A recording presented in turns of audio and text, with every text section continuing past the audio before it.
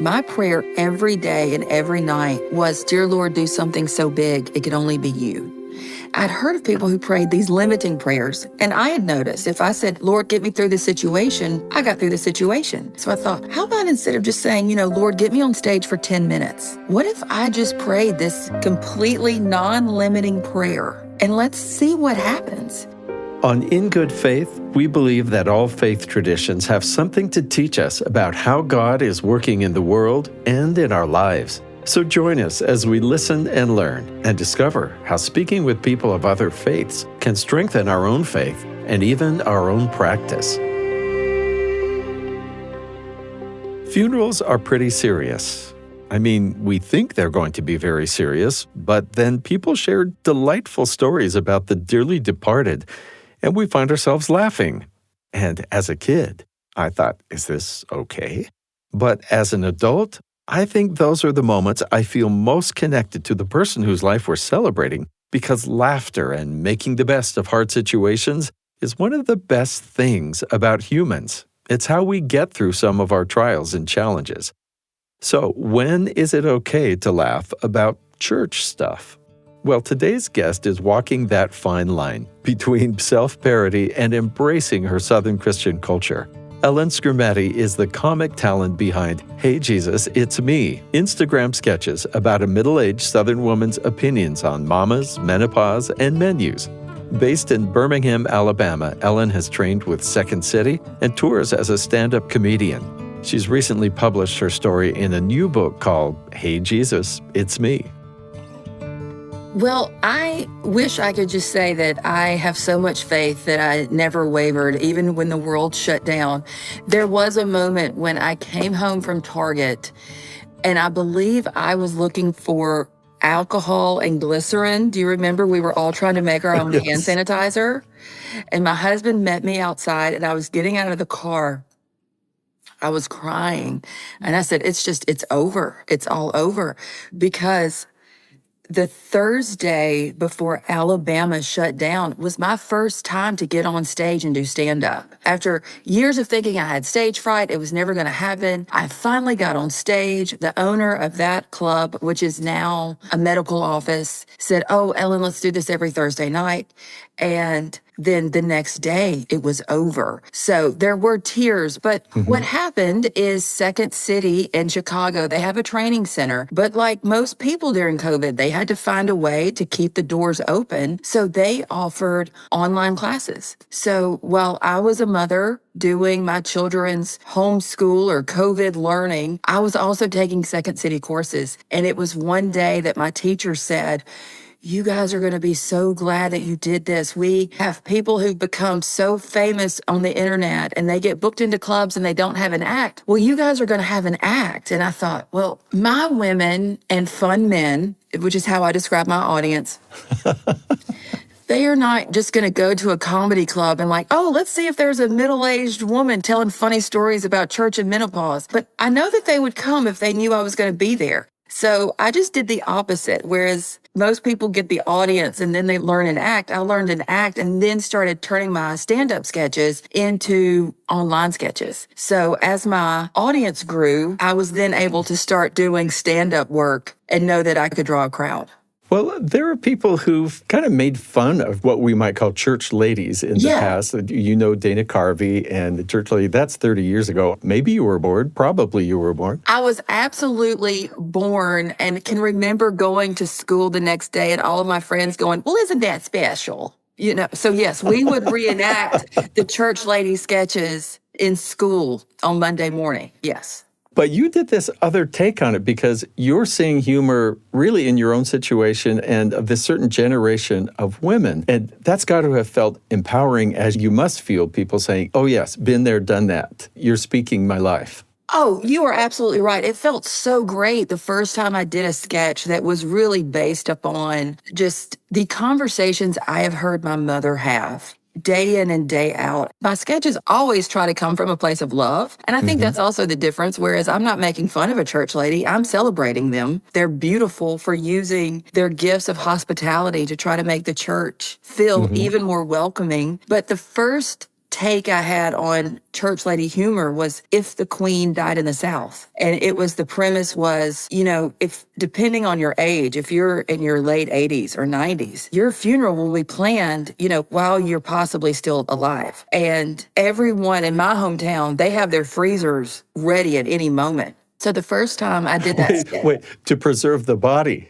Well, no. Or for the funeral food? For the funeral food. I came in one time I came home and my mother was in the kitchen and there were 4 coconut cakes, pound cakes. Her kitchen was full. And I said, Mom, what is going on? And she just looked at me and said, somebody could be dying right now. I don't have anything in my freezer. So in my neck of the woods, we stay ready. Like, you will not creep up on us. Like, you could have a heart attack and we have something to pull out of our freezer. And so the premise of if the queen died in the South was just, okay, well, if she passes on this day, we'll have everything on this day. And we also had to get it done before football. And just to see so many people go, that's my mom. That's my grandmother. I have heard my aunts have the same conversation. It just filled my heart that I'd really tapped into something by simply just repeating the things that I grew up hearing. I think society's a lot more open to jokes about women aging and menopause. And I'm just wondering, because you use humor, is that how you get your foot in the door to really open up to different subjects? Well, there is a saying in comedy that I learned at Second City, which is comedy is the lie that tells the truth. So you can take a subject as a joking matter, but still drive home a point. You just make it a little bit more palatable. And I like to call it hiding the medicine. And the reason why I like to talk about menopause and like to talk about what we're going through is because I watched my mother and everyone my mother's age and older, and even some people younger than my mother, we just called it the change. And it was this thing that was not talked about. And now that I'm going through it and I know how not fun it is, I don't want my daughter to have to just be told, oh, it's the change, it'll be fine. But really, you're not fine because there are all of these changes happening. So for me, if I can use comedy to make this period of life easier, I want to do it. And keep the conversation going, because it's truly amazing from my standpoint how diet changes and vitamins and a little hormone replacement therapy have really made me much easier to live with. Presumably a better podcast guest. Thank you. Right. Right. I don't have a hot flash right now. I am, a happy-go-lucky person, but thanks to vitamins and hormone therapy. Well, you have this subtitle. So on your book, it's Hey Jesus, It's Me. I have questions, comments, and concerns, which is, what the people ask you on a survey, like, how are we doing? As if Jesus had handed you a survey. So I want to ask about the first time you picked up your remote like a phone and you left, I guess, a voicemail for Jesus. Keep in mind, 3 years ago when I started, I was so scared to post and did not know what I was doing. And I hope anyone can learn from me. Don't let the fact that you don't know what you're doing keep you from doing it, because everything is figure outable, which is what we say in my house. But I was doing this character, Kitty Potter, who worked at a TV station and was just giving updates. And I had a coworker named Kevin who never came into work. And so the very first Hey Jesus, I asked the Lord if we were told to pray bold prayers in church. And I said, is praying for my coworker to have a tapeworm, is that bold enough or not bold enough? And that got a really good laugh. And then my second Hey Jesus was, well, okay, if I can't pray for him to have one, what about me? Like, to lose weight, could I do that? And it resonated with people. And I remember hearing in church how the Lord wants our everyday, and he wants to talk to us all the time. Like, there's no minimum. Like, you haven't reached your max amount of words that you can give to the Lord each day. And it just occurred to me, well, this could be a great reminder to people through comedy. Talk to Jesus about everything. He wants the little stuff. So that has always been my hope through those sketches, is that it makes you laugh, but it reminds people he wants your questions, comments, and concerns. Talk to him. Ask him. When did you know that you'd really hit a nerve with people as they reacted? Was it just numbers, or were people writing to you? the comments under each one, the hearts and the comments, and you could see that other people were sharing it. And so I knew, like, wow, people are really resonating with this. And it just, gave me the drive just to keep writing more and more Hey Jesus sketches. And then too, just to drill down of like, what are some more fun and funny things happening in the church? And one of those, I grew up with my mother being on committee on committees. And I can hear my mother leaving, I gotta go, I've got committee on committees tonight. Well, I would talk about committee on committees, and some people that were Baptists, they knew exactly what I was talking about. Other people would say, how did you come up with that name? It's hysterical. And I said, oh no, it is a Baptist committee where you choose the chairs and co-chairs of each committee. It is an aspirational committee because you don't have to move anything. You don't have to move chairs or tables. Your committee position is choosing other people to run the committees. I just wanted to just celebrate that and how fun church can be. We take ourselves so seriously sometimes. We need somebody every once in a while to pop our little balloons. So it seems like a healthy thing. One of my favorite columnists in the Salt Lake Tribune was someone who loved poking fun and pointing out the idiosyncrasies of our local church culture. But I think the reason it worked was because he did it from within the culture, affectionately, as a member of the culture. And yeah, he was including himself in his humor. So when you're doing these, do you feel like it's just you on steroids, or are you channeling someone like your mother? Oh, I think it's just a heightened version of myself. I love to create characters in my head and impersonations and things like that. And with comedy, you can't be so perfect. You have to do a heightened version of the person because that heightened version is what makes it funny. But the other thing too, though, about the South, I have to tell you, Steve, is that anytime I think I have made this so over the top, everyone will know that this is satire. I will have people who'll say, oh, I'll do you one better. I did a whole sketch about a daughter going through Rush at the University of Alabama. And I thought I'd made it so over the top that everyone would get it. And I had either mean comments, I can't believe you would say these things, or you would do these things to your daughter, or people would say, oh, honey, that's nothing. That's nothing. Let me tell you what happened to me. I'm going to quote you to you from your book. There's one little place in the introduction that I pulled something from I love. You said, you started, Hey, Jesus, It's Me, in hopes it would remind people Jesus wants our laughter along with our tears. He's truly a loving God, wants to be part of every moment. And this line, though I have been asked many times for the number I'm calling, and if I can lend out my remote, I love that I don't need to. We all have a direct line already. Yes, absolutely. So to me, it's this mixture of comedy, but it really is with faith. It is. It truly is. And I said when I talked to the publishers, I said, my goal is to truly hide the medicine in laughter. But I wanted a book that would make people laugh. And I wanted to write a book that would give insight into what it's like to grow up in the South in the 80s and all the crazy things that come with it. But I also, my utmost prayer was that it would remind people to cling closer to Jesus. And I think it's important that we have reminders that we don't have to be perfect to follow Jesus. We do not. And all we can do is keep trying to be better.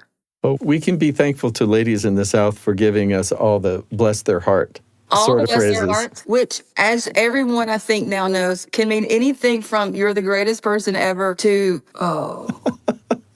Ellen, I hesitate to say, could we be serious for a minute? Because I don't think we have to be, but I would love to delve a little into the house you grew up in and how it was a house of faith.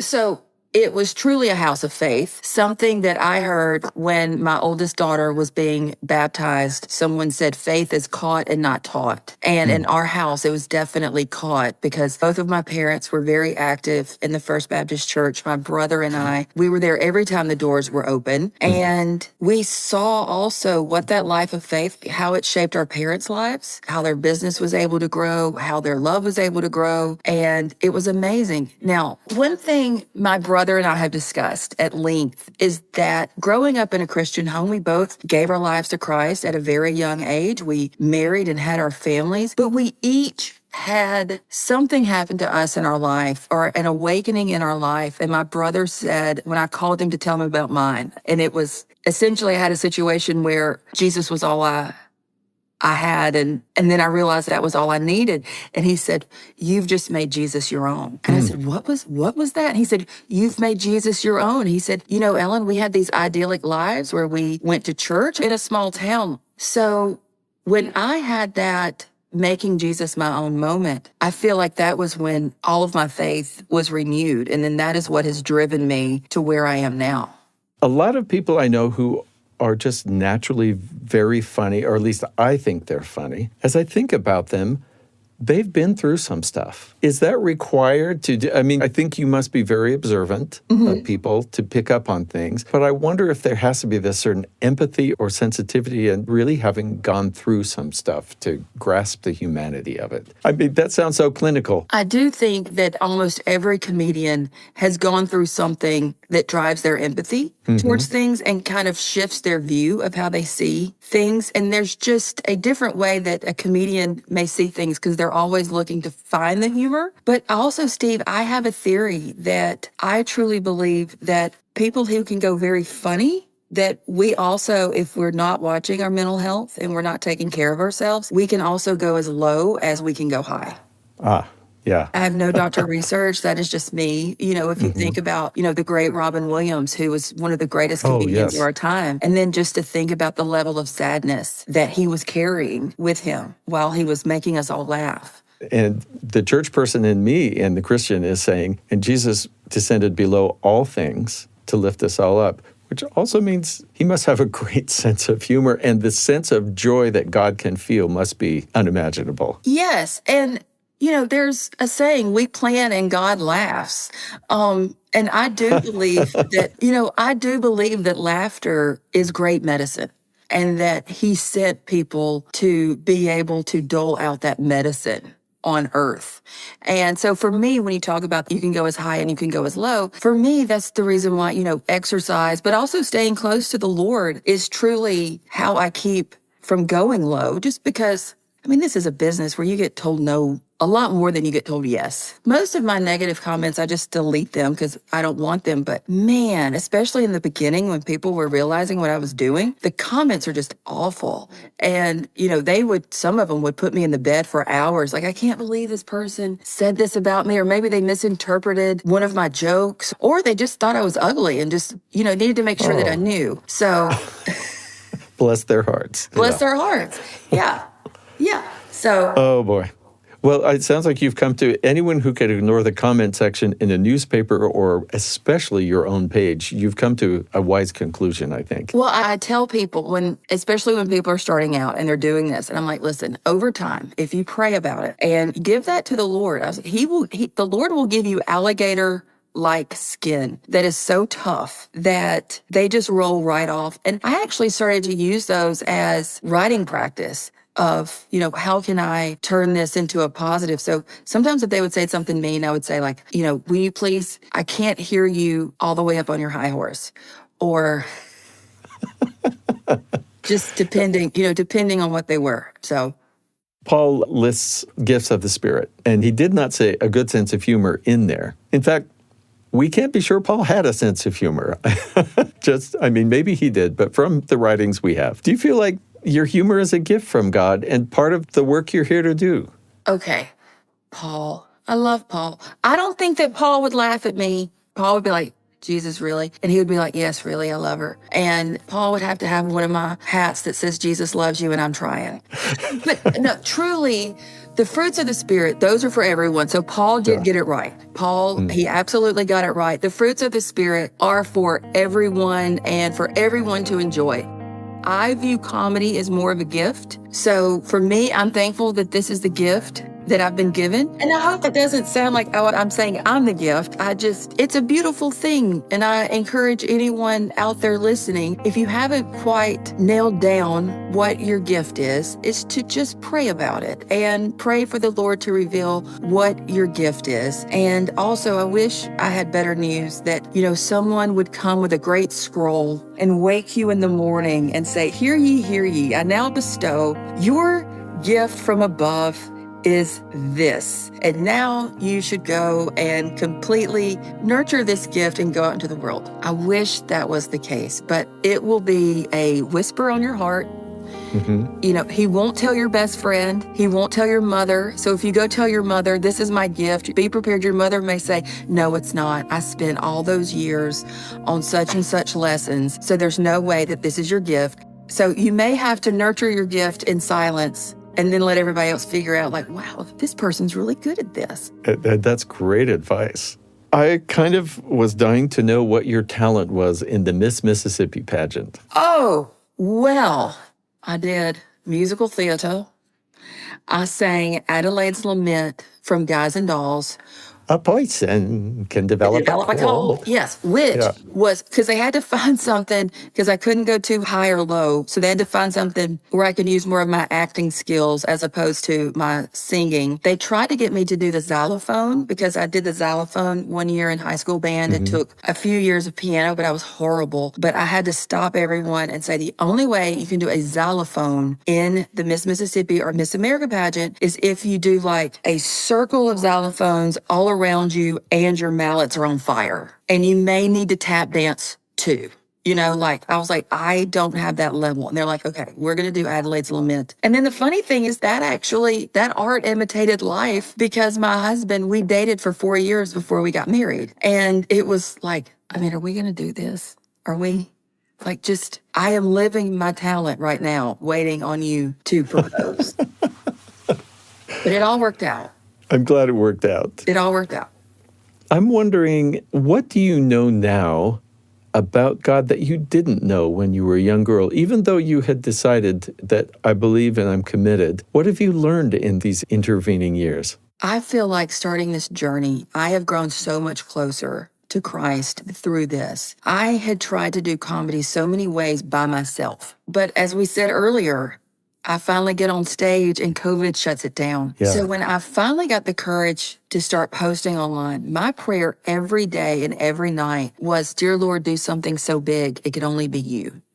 And the idea behind that, the reason why I prayed that prayer is I'd heard of people who prayed these limiting prayers. And I had noticed if I said, Lord, get me through this situation, I got through the situation. Lord, help me through this. And he helped me through this. So I thought, he's answered everything I've ever asked. It may not have been the way I thought that it should be, but he's always answered. He's never failed me or my family. So I thought, how about instead of just saying, Lord, get me on stage for 10 minutes, what if I just prayed this completely non-limiting prayer? And let's see what happens. And I have to tell you, it is the reason why I'm here. It's the reason why we're talking to each other. If the Queen Died in the South really blew up my page, I had posted for 9 months with virtually nothing happening. I had told my husband, I said, if I die before anyone knows I'm funny, will you please put on my headstone, she died trying. And tell my kids I died trying, because I don't want my kids to ever give up on whatever their dreams are.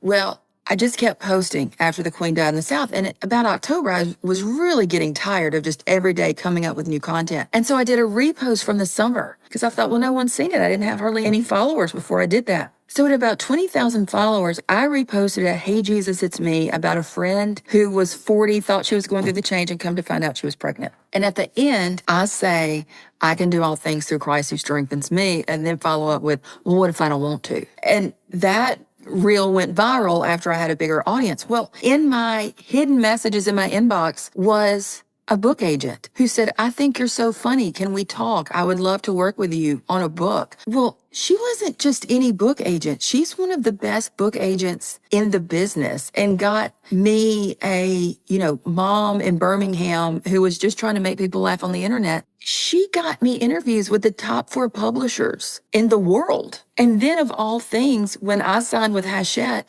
the publisher Daisy, who I love, she went to Ole Miss, which is 45 minutes from where I grew up. So I have just learned to never underestimate the way the Lord can weave your journey for his good. I love that idea of an unlimited or unlimiting prayer, because that can apply to so many different things besides just what you're talking about. Yes, I had heard a story where someone said, imagine you get to heaven and the Lord opens a door and it's full, and he says, these are all the gifts I had for you on earth, and all you had to do was ask. So I just mentally try to remind myself, okay, I want that door to be empty. I want the Lord to say, you gave everything I gave you. Like That's beautiful. Yeah. I hope that I'm using the gifts that he gave me just to help make other people laugh and get through their days. Many thanks to Ellen Skrmetti for speaking with me. This episode was produced by Heather Bigley. Our production team includes Aaliyah Alexander, Heidi Hansen, Ocean Marshall, and James Sturdivant. Our post-production sound designers are Mark Hansen, Lauren Sandberg, and DJ Cromarty. In Good Faith is committed to the idea that we all benefit from hearing people of widely varying backgrounds share their personal experience with faith and belief. In fact, we think people with such experience deserve some of our best listening. Find us on Instagram and Facebook at In Good Faith Podcast, and subscribe to our YouTube channel for extended interviews. Our email, ingoodfaith@byu.edu. In Good Faith is a production of BYU Radio. I'm Stephen Cap Perry. I hope you'll join me again soon, right here in Good Faith.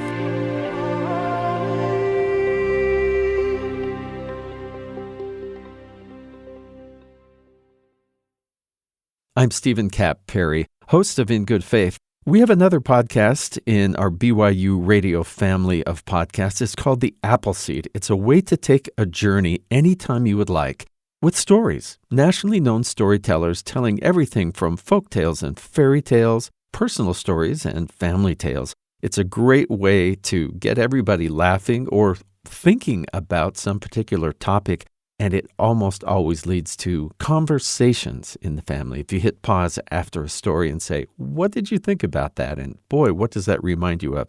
That is a fun time to get to share each other's stories, and that's what The Appleseed does. Check out the podcast wherever you get your podcasts.